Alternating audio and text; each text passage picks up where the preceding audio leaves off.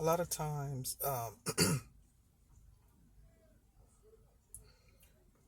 there are so many of our black people inside of our black communities who are unhoused and or just homeless, period. Our people are more than likely to be unhoused and or homeless. The path to wealth, number one, is to own is home ownership. And so many of us have been denied that privilege. In order to own a house, you need a job, okay? Some source of income, a business, something that is producing an income. Along with that, with home ownership, which is one of the best things you can possibly have, is a home. Now, when I speak of home ownership, I'm not talking about just the building itself. I'm talking about the land and everything that is developed on that land. So that's true wealth, okay, and it's the beginning of true wealth. Whether it's a shack or the biggest or a mansion, it really doesn't matter. It's still in the lines of wealth. Um, so many people, so many of our people, we don't own anything, and we're not even trying to help other people become owners. Um, I'm not against renting. As a matter of fact, I think every young person or couple needs to start out renting first. See, when you're at your parents' house, everything is paid for, right? And at the end, before you start to go on your own, your parents might give you a few bills to handle on your own. Okay, so you get a little bitty taste of responsibility. Well, I think that every young couple and adult and individual should rent first so that they can understand bills and learn how to put everything in place. I don't care how many classes you take or how many management courses you take or whatever. I still believe that you still need that experience. There's nothing like the experience. When you're renting, it should be a temporary situation, which in the process, you should be able to save something. You should be able to save something and begin to work towards home ownership. Again, that's the biggest thing that's happening, man. You gotta, in order for you to obtain wealth, the most important thing that you could ever do is purchase a home. But as again, you gotta you take things step by step.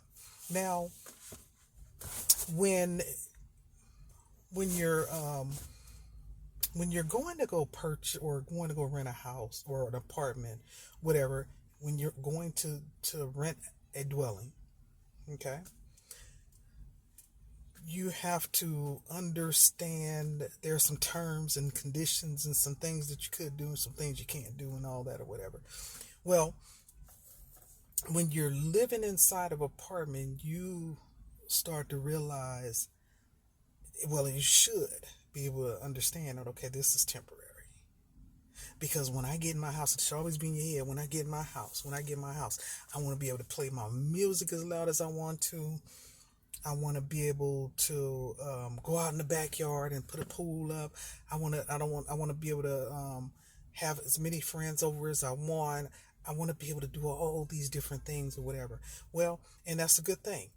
Okay, because when you go for an apartment, those are the things you look at, and you look at how much the rent is, and how much it costs to move in, and you know, and where you can park your car, and if you can bring this, if you can bring, all these things are important. Now, when you get your house, everything lightens up. The only difference is now where you weren't responsible for every payment inside while you were renting. Now you are responsible for everything. Anything that happens to your piece of land and anything that happens on that piece of land. So that means any addition to that land, any house, apartments, whatever. The water bill is now your concern. The plumbing is your concern. The electricity, the wiring, all of those things are now in your control. And see, when you start to look for and start to purchase a home, you start to get more in detailed about your home or your responsibilities as a home owner. And that's when you start to realize, oh, okay, well, I've already prepared myself how to pay bills for so long, or whatever, and I've done that. So, that stuff gets paid. Now, what happens when there's a hole in the wall or there's some termites and all that stuff or whatever? Well, those are things that you start to learn about before you purchase a home. And in that within that purchase, you want to make sure that you get home insurances and all kinds of insurances that'll help cover you in case of anything happens. Okay, so I really do believe that you should. I think that renting is most definitely important. It's one of the best experiences you can have before home ownership. Now, one of the things that happens within our community so often is that a lot of our people, not everybody, but a lot of our people are denied housing, simple housing, affordable housing. Can't really get jobs enough to support themselves so that they can get a place where they can afford for either themselves and their families and or their families. Okay, we got so much going on inside of our communities that it's not even funny, and we must address these issues. A lot of times we want the best for our children, the best education, the safe places to reside in. We want our families to be in safe places, and the places that most have those things are probably non-colored communities. Let's just be real. They have probably the best education systems, stores, foods, parks, everything. Transportation, the lights, the streets, the businesses. And the reason why is because everybody chips in. Everybody chips in to help build up that community. And in order for a community to thrive, it's going to take a combined effort. That means everybody put their money together and we work this thing out. That way, everybody will have a safe place to live. They'll have a job. They'll have this. They'll have that. Everything is covered. Okay, so that's what it takes for a community to win and the people inside of it. So it takes a combined effort. And this is what we see if we really take the time to break it down and really try to understand things on a different level. Now, when a community or the person who is developing that community, because in every community there is one person up to a few people or whomever, however it's designed. Well, somebody, one person probably came up with the idea, and then they got some more people to help support the idea and to come together and try to bring things together. So those are the people who happen to lead the community. Those are the people who kind of help construct their communities, the ideologies, the belief systems, all of that. Every community should have stores, salons, daycare, schools. Every community should have all of that. It should have parks. It should have transportation systems. You should have places, malls, shopping malls. There should be gathering places. There should also always be a main belief system or set of churches who in that one community should somehow be together as far as constructing or keeping everything in order as far as the people are concerned. Now, I think that when a community is developed, it takes a lot of time, it takes a lot of patience, it takes a lot of know how. But, and just because you get support does not mean or necessarily mean that the people who are supporting the idea should come along and be able to destroy what was already put in place and approved upon. You know, sadly, we got so many people out here with some real issues. First of all, control issues. Bruh. Yes, you can come up with an idea, and yes, it should be about or around what and why you created it. Everything should be covered, okay? And in order to properly make sure that all those things are put into place, you need to be able to trust someone and train them and teach them what you expect and help them to help you to get to that idea. You should have one person in that one little area to help with that. For instance, when it comes to food, you should have one person to be able to be in charge over that whole over an organization which covers pretty much the food.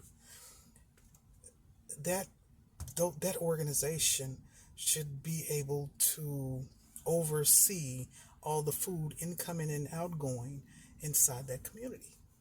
Let's just be real. Okay.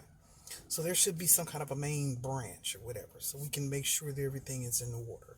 Well, the same thing with transportation. We need to make sure that there's one person in charge of transportation, no matter how many organizations up underneath.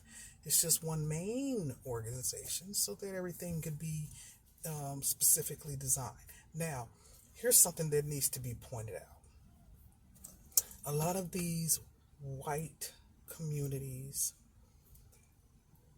were created, and what they did is they counted us out.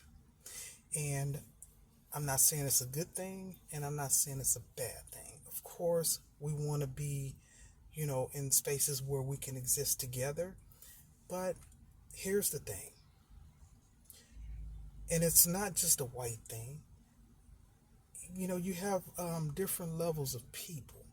Some people want to be around other people who go to work or they have a business or something like that or whatever, and they're all existing in the same space, but they all have something in common.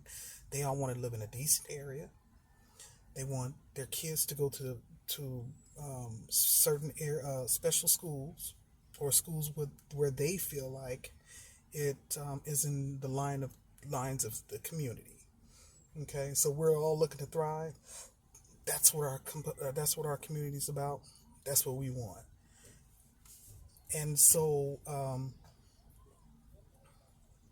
they had ways, and this is my opinion, they had ways to only count themselves because they already know, hey, listen, the wealth in our communities are being distributed amongst the people who are specifically designed for our communities and our people who represent us. So they're the people that are going to get the highest amount of money or those high paying jobs and all that so forth and whatever. And they stick to those goals and they're loyal to them, and that's the reason why those communities are able to thrive. You understand? Hopefully you get it, because that same ideology, it applies to us as well. And let's not forget, when a community is designed, there are ways to include or exclude whomever. Let's just be real. We don't really have to go there and try to figure this out, or try to think it's or spend too much time trying to fight it, accept it or deny it. Listen, whether you like it or not, it's real. Okay?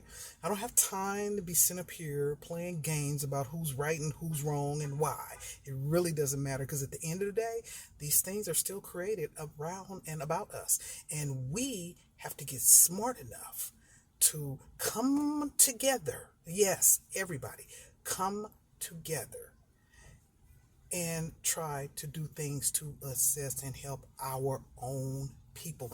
We have enough resources to do it. We have enough people to do it. We, with the combined effort, we can build billionaires amongst each other. But it's going to take some effort. It's going to take a joint effort. We are going to have to drop so many of those slavery ass attitudes. I can't stand them. I'm tired of them. I'm really sick of them. We have to drop a lot of that mess, get all that stuff back out of our head, all that hatred, and we need to get back together and start doing what we got to do. Let's think about it this way. I often hear about how it is in prison, and mostly from what I'm told for men, they tell me this. They say, look, when we go to prison, ain't no Bloods and no Crips and there's no separation. Blacks go with blacks, Mexicans go with Mexicans, whites go with white. It's just like that. Period. Plain and simple. And I hear this over and over, and it just really makes sense. So why the hell are we so divided when we come out, or when we're out here in this world? I don't understand. Well, I'm going to address every last bit of this stuff because I want us to discuss these things and learn how to come back together so that we can take care of our own.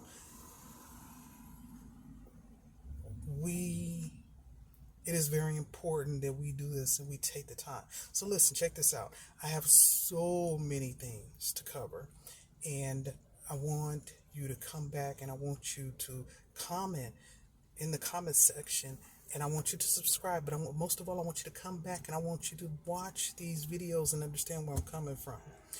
And I will see you next time. Peace.